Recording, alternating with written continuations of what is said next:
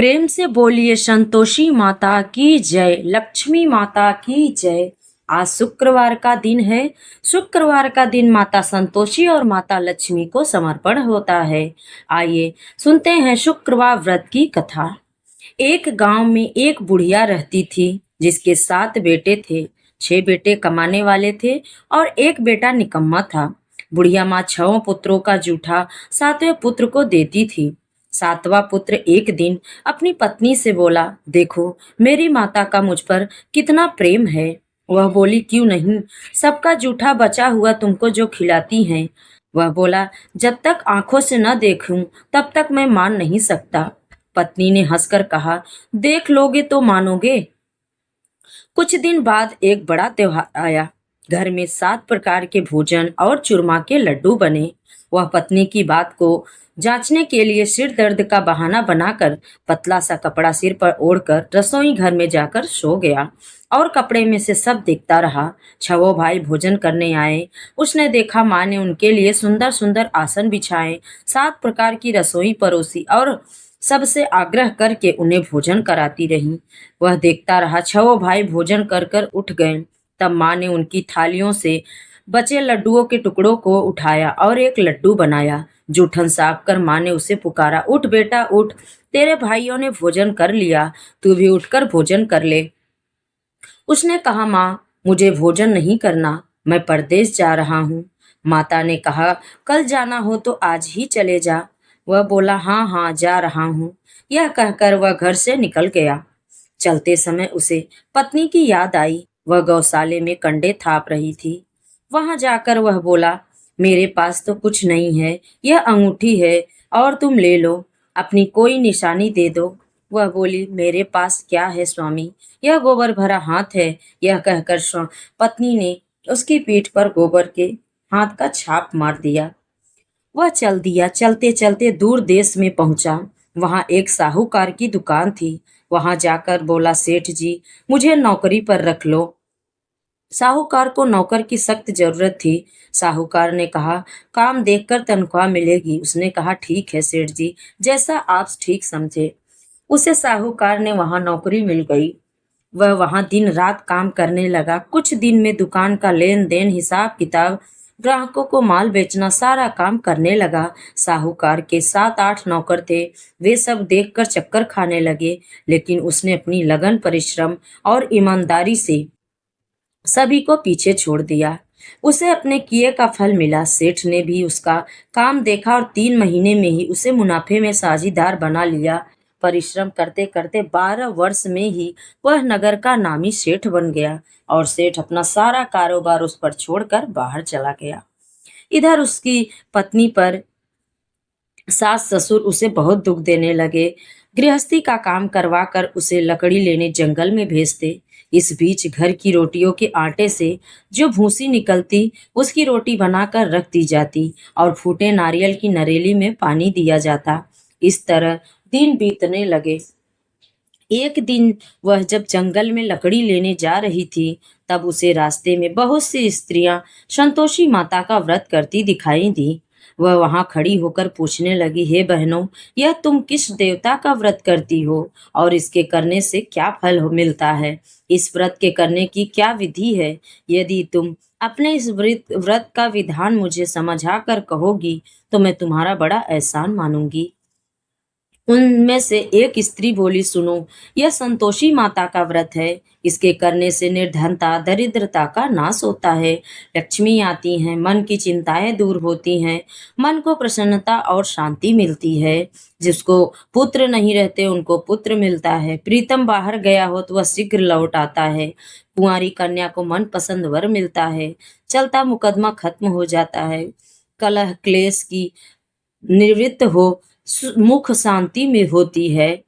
घर में धन जमा हो, धन जायदाद का लाभ होता है और भी मन में जो कुछ कामना हो सब संतोषी माता की कृपा से पूरी होती है। इसमें कोई भी संदेह नहीं है।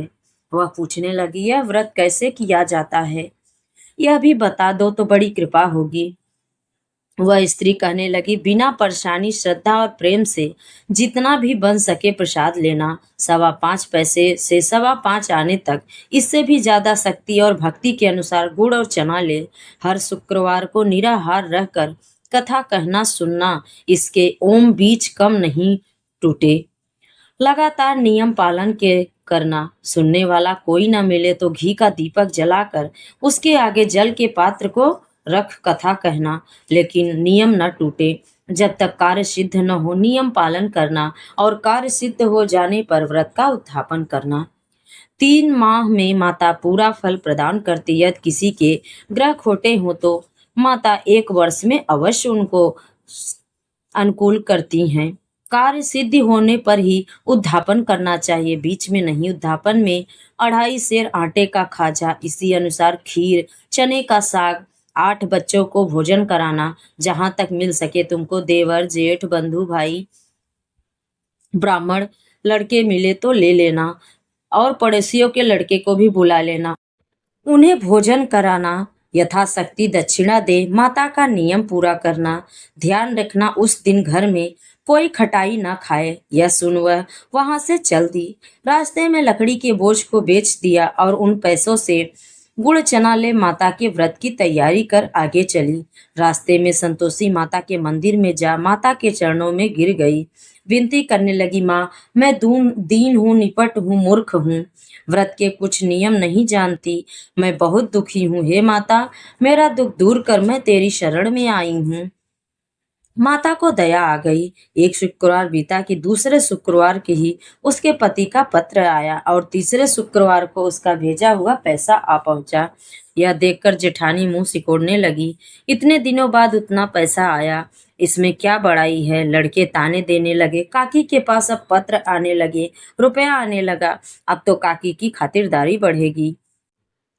तब तो काकी बुलाने से भी नहीं बोलेगी। बेचारी सरलता से कहती, भैया पत्र आए या रुपया आए तो हम सबके लिए अच्छा है। ऐसा कहकर आंखों में आंसू भरकर संतोषी माता के मंदिर में जा पहुंची। मातेश्वरी के चरणों में गिरकर रोने लगी। माँ, मैंने तुमसे पैसा नहीं मांगा, मुझे पैसे से क्या काम, मुझे तो अपने सुहाग से काम है। मैं तो अपने स्वामी के दर्शन और सेवा मांगती हूँ। तब माता ने कहा, प्रसन्न होकर जा बेटी, तेरा स्वामी जल्द ही आएगा। यह सुन खुशी से बावली होकर वह घर आकर काम करने लगी। माता संतोषी विचार करने लगी, इस भोली पुत्र से मैंने कह तो दिया कि तेरा पति शीघ्र आएगा, पर आएगा कहाँ से। वह तो इसे स्वप्न में भी याद नहीं करता। उसे इसकी याद दिलाने के लिए मुझे ही जाना पड़ेगा। संतोषी माता ने उस पुत्र को बुलाया स्वप्न में और बोला, एक उठ, सो रहा है कि जाग रहा है। बोलता है, माँ, ना सो रहा हूँ ना जाग रहा हूँ। तो माता बोली, तेरी घरवाली कष्ट उठा रही है। वह बोला, हाँ माता, यह तो मुझे भी मालूम है, परंतु क्या करूँ, वहां कैसे जाऊं। परदेश की बात है, लेन देन का सारा हिसाब किताब है, कोई जाने का रास्ता नजर नहीं आता। आप ही कोई राह दिखाए कि वहां मैं कैसे जाऊं। माँ कहने लगी, सवेरे नहा धोकर संतोषी माता का नाम ले, घी का दीपक जलाकर दांडवत कर और दुकान पर जाकर बैठ जाना। देखते देखते तेरा लेन देन चुक जाएगा, जमा माल बिक जाएगा, सांझ होते होते धन का ढेर लग जाएगा। वह अगले दिन सुबह जल्दी उठा। उसने अपने मित्र बंधुओं को सपने की बात माता द्वारा कही गई सुनाई। वे सब उनकी बात सुनकर हंसने लगे। वे कहने लगे कि कहीं कभी सपने की बात भी सच्ची होती है। पर उसमें एक बूढ़ा व्यक्ति बहुत समझदार था। वह बोला, देखो भाई, मेरी बात मानो, इस तरह सांच या झूठ कहने से बदले देवता ने जैसा कहा है वैसा ही करना। तेरा क्या जाता है। बूढ़े की बात मानकर नहा धोकर उसने संतोषी माता को प्रणाम किया। फिर भी दीपक जलाकर दुकान पर जा बैठा। शाम तक धन का ढेर लग गया। वह हैरान हुआ, मन में संतोषी माता का नाम ले प्रसन्न हो घर जाने वाले से गहना कपड़ा सामान खरीदने लगा। सब काम से निपट कर अपने घर के लिए चल पड़ा। उधर उसको पत्नी जंगल में लकड़ी लेने लौटते वक्त थक जाने के कारण संतोषी माता के मंदिर पर विश्राम करने बैठ गई। यह तो उसका रोज रुकने का स्थान था। धूल उड़ती देख उसने माता से पूछा, हे माता, यह धूल कैसी उड़ रही है? माँ ने कहा, हे पुत्री, तेरा पति आ रहा है। अब तू ऐसा कर, लकड़ियों के 3 बोझ बना, एक नदी के किनारे रख, दूसरे मेरे मंदिर पर और तीसरा अपने सिर पर रख कर। पति को लकड़ी का गट्ठर देखकर मोह पैदा होगा। यह वहां रुकेगा, नाश्ता पानी बनाकर खाकर माँ से मिलने जाएगा। तू लकड़ी का बोझ उठा कर जाना और बीच चौक में गट्ठर डालकर 3 आवाजें जोर से लगाना। लो सासू जी, लकड़ियों का गट्ठर लो, भूसी की रोटी दो, नारियल के खोपरे में पानी दो, आज कौन मेहमान आया है? संतोषी माँ की बात सुनकर वह बहुत अच्छा कहकर प्रसन्न मन से लकड़ियों के 3 बोझ बनाई। एक नदी के किनारे तो दूसरा माता के मंदिर पर रखा। इतने में ही मुसाफिर वहां आ पहुंचा। सूखी लकड़ी देखकर उसकी इच्छा हुई कि अब यहीं विश्राम कर ले और भोजन बनाकर खा पीकर गांव चले। इस प्रकार भोजन कर विश्राम कर वह अपने गांव में आ गया।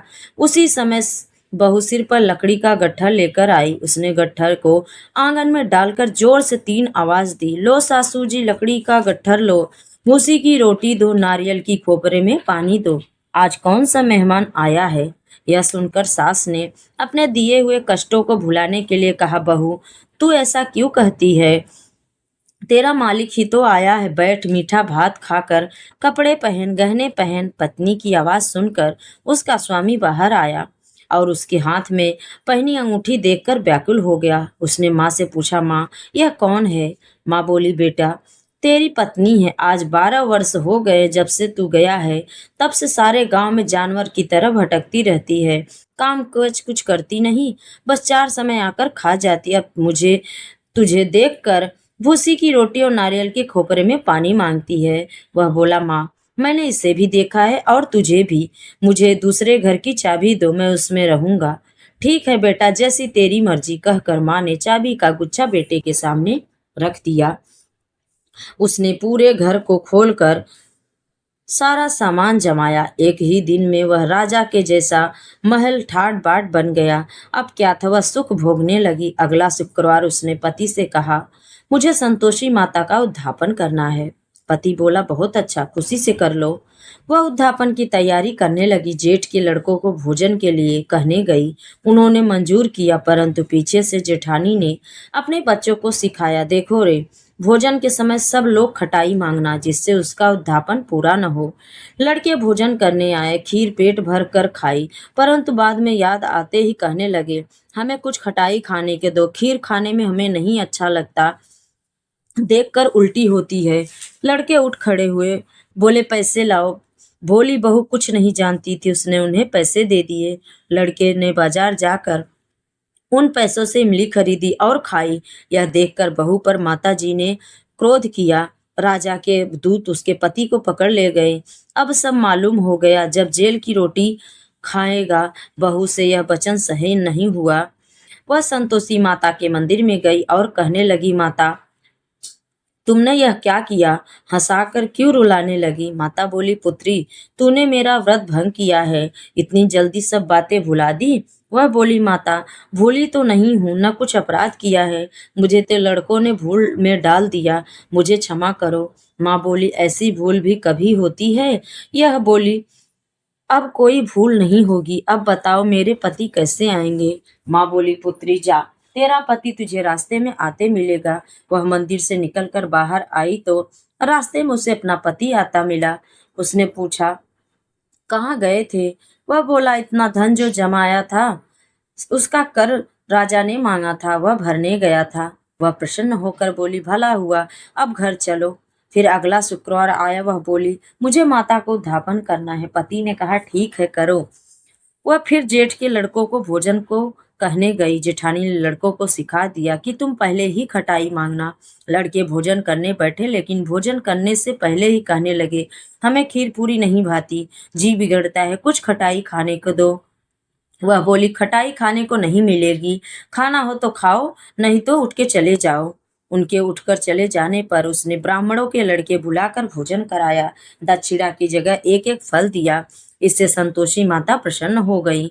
माता के कृपा से 9 माह बाद उसको चंद्रमा के समान एक सुंदर पुत्र प्राप्त हुआ। पुत्र को लेकर वह प्रतिदिन संतोषी माता के मंदिर में जाने लगी। माँ ने सोचा कि यह रोज आती है, आज क्यों न मैं ही इसके घर चलूं, इसका आसरा देखूं तो सही। यह विचार कर माता ने भयानक रूप बनाया। गुड़ और चने से सना मुख, ऊपर से मूंड के समान ओठ, उस पर मक्खियां भिनभिना रही थी। दहलीज में पैर रखते ही उसकी सास चिल्लाई, देखो रे, कोई चुड़ैल डाकिनी चली आ रही है, लड़को इसे भगाओ नहीं तो सबको खा जाएगी। बहू रोशनदान से देख रही थी, वहीं से प्रसन्न हो उठी। आज मेरी माता मेरे घर आई हैं, यह कहकर दूध पीते बच्चों को गोद से उतार दिया। इस पर उसको सास क्रोध में भरकर बोली, अरे रांड, इसे देखकर कैसी उतावली हुई है, जो बच्चे को पटक दिया। इतने में माँ के प्रताप से जहां देखो वहां लड़के ही लड़के नजर आने लगे। वह बोली, माँ जी, मैं जिनका व्रत करती हूँ बस वही संतोषी माता है। इतना कहकर उसने झट से घर के बाहर का सारे किवाड़ खोल दिए। सबने माता के चरण पकड़ लिए और विनती कर कहने लगे, हे माता, हम मूर्ख हैं, अज्ञानी हैं, तुम्हारे व्रत की विधि हम नहीं जानते, तुम्हारा व्रत भंग कर हमने बड़ा अपराध किया। हे माता, आप हमारे अपराधों को क्षमा करो। इस प्रकार बार बार कहने पर संतोषी माता प्रसन्न हुई। इसके बाद उसकी सास कहने लगी, हे संतोषी माता, आपने बहू को जैसा फल दिया वैसा सबको देना। जो यह कथा सुने या पढ़े उसका मनोरथ पूर्ण करना। प्रेम से बोलिए संतोषी माता की जय। लक्ष्मी माता कमेंट में जय लक्ष्मी माँ, जय संतोषी माता जरूर लिखे। जय माता दी। अब सुनते हैं संतोषी माता की आरती। प्रेम से बोलिए संतोषी माता की जय, लक्ष्मी माता की जय। जय संतोषी माता मैया, जय संतोषी माता, अपने सेवक जन को सुख संपत्ति दाता। ओम जय संतोषी माता मैया, जय संतोषी माता। सुंदर चीर सुनहरी माँ धारण कीनो, हीरा पन्ना दम के तन श्रृंगार लीनो। ओम जय संतोषी माता मैया, जय संतोषी माता।